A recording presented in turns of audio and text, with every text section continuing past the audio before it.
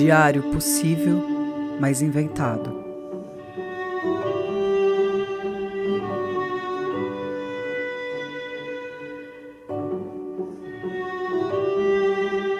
Data: 22 de junho de 2022. Local: por todo o universo.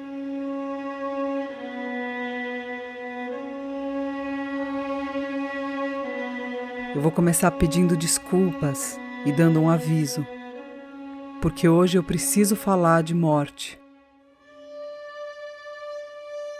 Eu estou tentando fazer isso da maneira mais tranquila possível, mas eu vou entender se você preferir ouvir essa página do diário num outro dia. Tem uma história que eu sempre conto sobre a relação dos meus pais com a morte, que é meio verdade e meio inventada, como tudo nesse diário, aliás. Eu digo inventada primeiro porque, de tanto que eu já contei, virou um pouco folclórica na minha família. E segundo, porque eu era muito pequena para lembrar quando aconteceu. Foi assim. Um dia, eu devia ter entre 2 e 3 anos, minha mãe me chamou para ir visitar o vovô. Só que meu avô já tinha morrido. Então, na verdade, ela estava me convidando para ir ao cemitério colocar flores. Meu avô, e agora também minha avó e alguns tios e tias por parte de mãe, estão enterrados no cemitério do Morumbi, em São Paulo. Para quem não conhece, é um cemitério todo gramado, apenas com simples placas sobre a relva. Esse era o slogan do cemitério há alguns anos atrás. Obviamente, como eu cheguei lá para ver o vovô e vi apenas um gramado, eu perguntei: "Mãe, cadê o vovô?" Minha mãe, eu imagino que administrando a tristeza do luto pela perda do pai, respondeu: "O vovô virou essa graminha aqui. Ele morreu, as partes do corpo dele se desfizeram e agora fazem parte de todas as outras coisas que compõem a vida." Eu, que já era meio eu desde aquele tempo, olhei para a graminha e disse: "Tá bem verdinha, né, mãe?" Anos mais tarde, depois de ouvir muitas vezes essa explicação, meu irmão do meio comentou: "Em todas as outras famílias, quando alguém morre, vai para o céu. Na nossa, quando alguém morre, entra para o ciclo do carbono." Por muitos anos eu achei essa história dura e frequentei diversas religiões à procura de explicações sobre a vida e a morte, sobre o além e sobre Deus. Hoje eu consigo ver beleza nessa perspectiva. Agora eu queria contar algumas coisas sobre o meu pai, e vocês vão entender onde eu vou chegar em breve.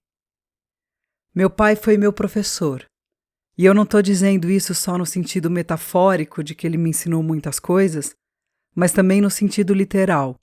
Ele foi meu professor de química mesmo, no 2º colegial, lá no começo dos anos 90, no Colégio Logos.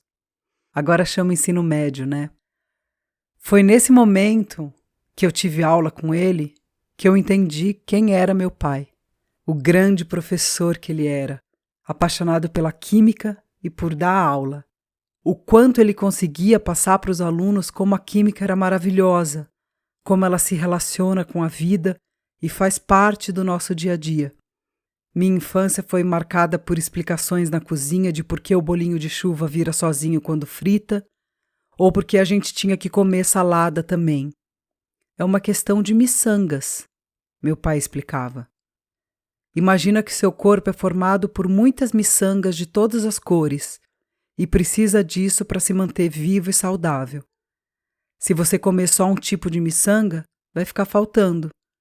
E tem algumas miçangas que só essa cenoura pode dar para o seu corpo.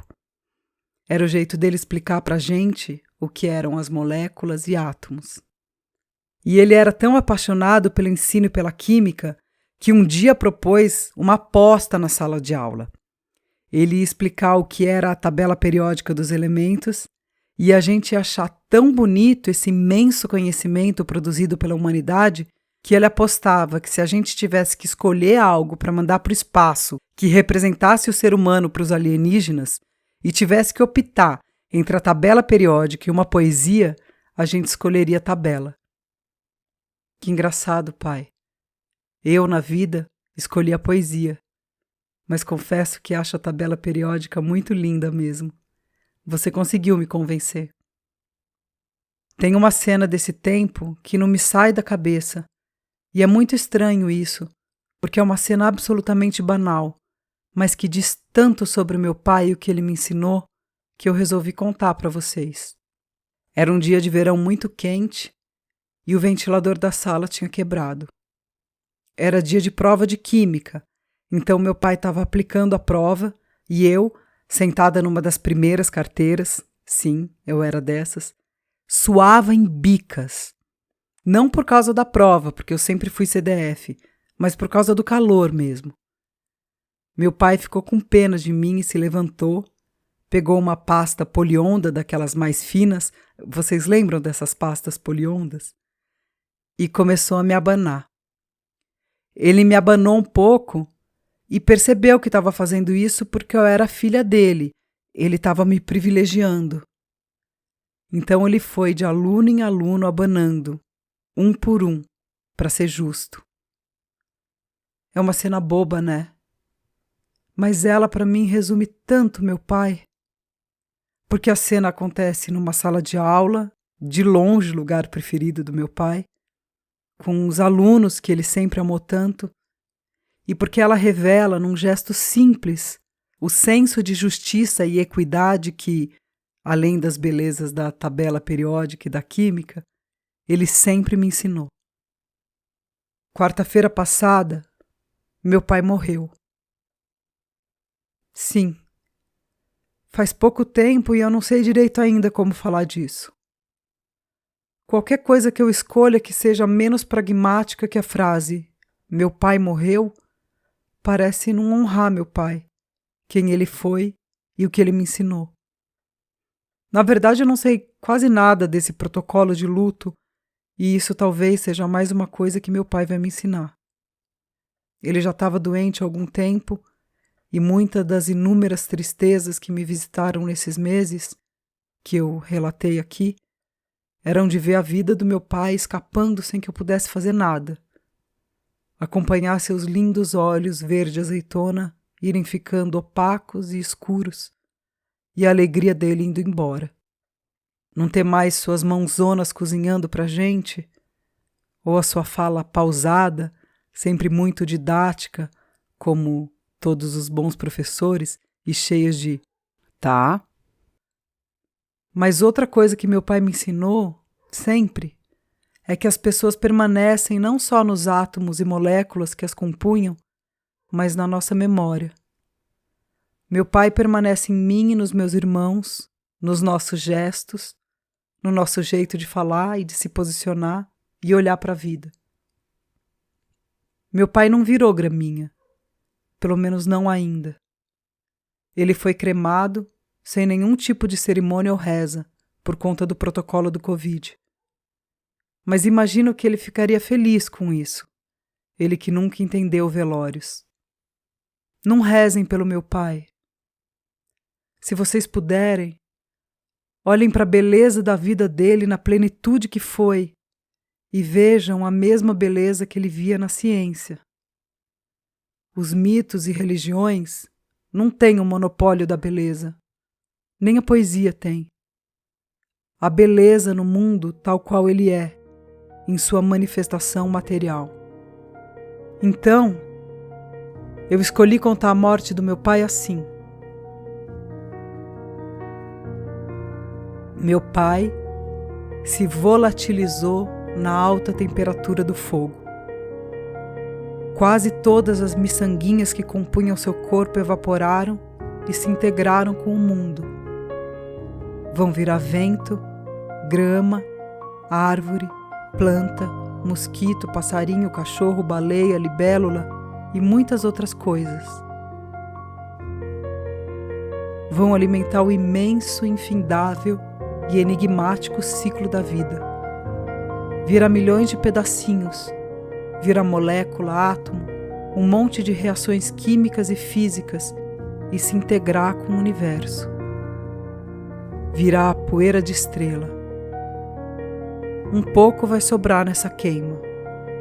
As partículas inorgânicas, como os óxidos de cálcio que formam os ossos, resistem ao calor. É o que a gente chama de cinzas. A gente combinou de devolver essas cinzas para o mundo em 2 lugares que tinham sentido para o meu pai. No estádio do Morumbi, num jogo do São Paulo, time do coração dele. Aí talvez ele ajude a deixar a graminha do campo bem verdinha. E nos pátios das escolas onde ele com tanto amor lecionou. Ele vai viver na memória não só da minha mãe, dos meus irmãos e minha, mas de tantos e tantos alunos que tiveram a felicidade de ter ele como professor nesses mais de 50 anos que ele deu aula.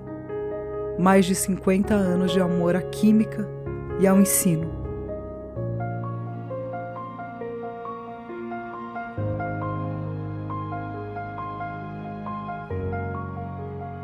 Obrigada, Pai.